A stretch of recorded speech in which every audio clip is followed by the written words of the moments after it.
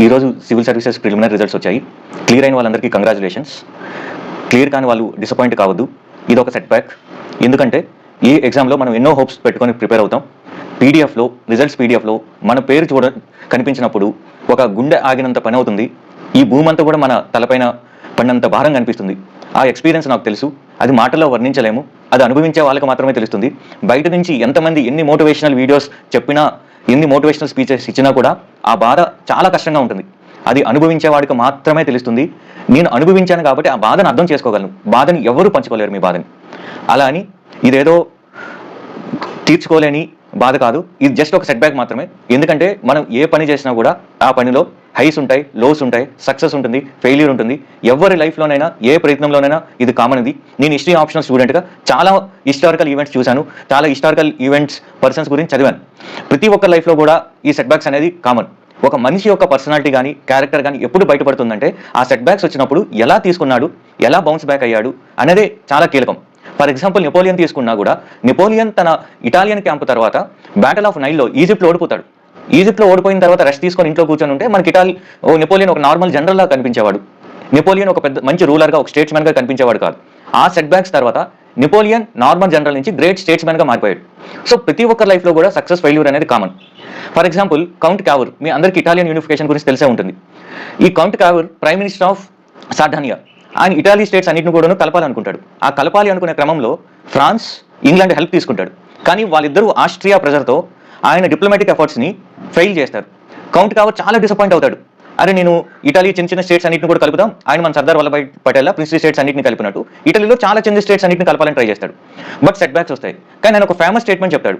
వాళ్ళు డిప్లొమసీ ద్వారా నా ఇటలీ యూనిఫికేషన్ నార్త్ సైడ్ నుంచి ఆపారు. Let me try from south side using revolution అంటాడు. నార్త్ నుంచి ఫ్రాన్స్, ఇంగ్లాండ్ సహాయంతో కలపాలనుకుంటాడు. ఎప్పుడైతే అది వర్కౌట్ కాదో స్ట్రాటజీ మార్చేసి గారిబాల్డి ద్వారా రెవల్యూషన్ ద్వారా సౌత్ నుంచి ఇటలీ యూనిఫికేషన్ చేస్తాడు. సో బై 1871 ఇటలీ యూనిఫికేషన్ పూర్తయిపోద్ది. అంటే దీని మీనింగ్ ఏంటంటే ఒకసారి సెట్ బ్యాక్ వచ్చినంత మాత్రాన మనమేం పెద్ద డిసప్పాయింట్ అయిపోయి ఏడ్చుకుంటూ కూర్చోవాల్సిన అవసరం లేదు. డెఫినెట్గా బాధ ఉంటుంది, ఈ రోజు బాధ ఉంటుంది, రేపు ఎల్లుండి ఇంకా ఎక్కువ బాధ ఉంటుంది. ఎందుకు ఉంటుందంటే మనకు తెలిసిన వాళ్ళు, మనమంటే గిట్టని వాళ్ళు, ఎస్పెషల్లీ మన ఫెయిల్యూర్ కోరుకునే వాళ్ళు ఈ 2 రోజులు మీ మీద ప్రేమ కుట్టుకొచ్చినట్టు మెసేజ్ చేస్తూనే ఉంటారు. పీడిఎఫ్లో నేమ్తో సహా రిలీజ్ అవుతాయి. వాళ్ళ నేమ్స్ చూసుకోవచ్చు. కానీ వాళ్ళ నేమ్స్ చూసి మీ పేరు లేదని కన్ఫర్మ్ చేసుకొని సాడిజం, సైకోతనంతో మీకు మెసేజ్ చేస్తారు, కాల్ చేస్తారు, అయ్యిందా అవ్వలేదని. అలాంటి వాళ్ళకి మీరు ఏం ఆన్సర్ చెప్పాల్సిన అవసరం లేదు. అలాంటి వాళ్ళ లైఫ్లో ఇగ్నోర్ చేయండి. వాళ్ళని పెద్దగా పట్టించుకోదు. వాళ్ళు జస్ట్ మీ లైఫ్లో ఒక మైక్రోస్కోపిక్ అంత పాటు మాత్రమే.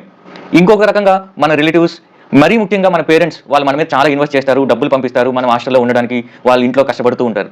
సో వాళ్ళ ఆన్సర్ చెప్పడానికి అమ్మ నాన్న నాది ఫెయిల్ అయ్యింది, ఈసారి లిస్ట్లో నా పేరు లేదని చెప్పడం చాలా బాధగా ఉంటుంది. ఆ బాధ వర్ణాతీతం. కానీ ఈ 1 or 2 days తర్వాత మన ఎమోషన్స్ కన్నా మన మైండ్ బాగా పనిచేస్తుంది, రేషనాలిటీ ముందుకు వస్తుంది, లాజిక్ ముందుకు వస్తుంది. ఒక్కొక్కసారి ఫెయిల్ అవ్వడం కూడా చాలా మంచిది. నా లైఫ్లో నేను ప్రతిసారి ప్రిలిమినరీ క్లియర్ అయ్యి, మెయిన్స్ క్లియర్ అయ్యి ఇంటర్వ్యూ స్టేజ్కి వెళ్ళేవాడిని.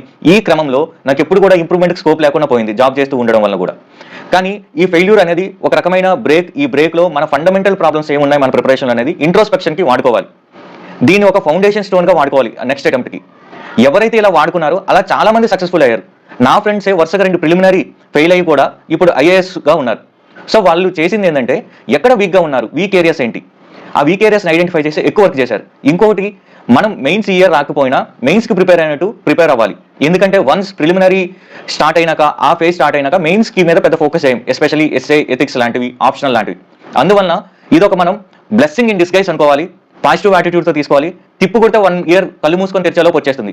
పొలిటీషియన్స్ 5 years అనేది కళ్ళు మూసుకొని తెరిచేలోకి వచ్చేస్తుంది అనుకుంటున్నారు. మనం నెక్స్ట్ మే ఎంతో దూరంలో లేదు, హార్డ్లీ 11 months మాత్రమే ఉంది. అందువలన ఓపికగా పట్టండి.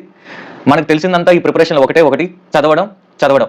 ఫలితం ఏమైనా కానీ మన ప్రయత్న లోపం ఉండకూడదు. మన ఎఫర్ట్స్ 100% ఇవ్వాలి. 2 రోజులు 3 రోజులు బ్రేక్ తీసుకోండి. రేషనల్గా ఆలోచించండి, మళ్ళీ కష్టపడండి, ఫండమెంటల్ సెట్ చేసుకోండి. నెక్స్ట్ ఇయర్లో ఖచ్చితంగా ర్యాంక్ కొడదాం. ఈ క్రమంలో మీకు ఎలాంటి సపోర్ట్ కావాలన్నా నాకు మెయిల్ చేయొచ్చు, కాల్ చేయొచ్చు, నేను అవైలబుల్గా ఉంటాను. సో ఈ జర్నీని నెక్స్ట్ ఇయర్లో మరింత ఫ్రూట్ఫుల్గా చేద్దాం, మన డ్రీమ్స్ని రియలైజ్ చేసుకుందాం. Thank you.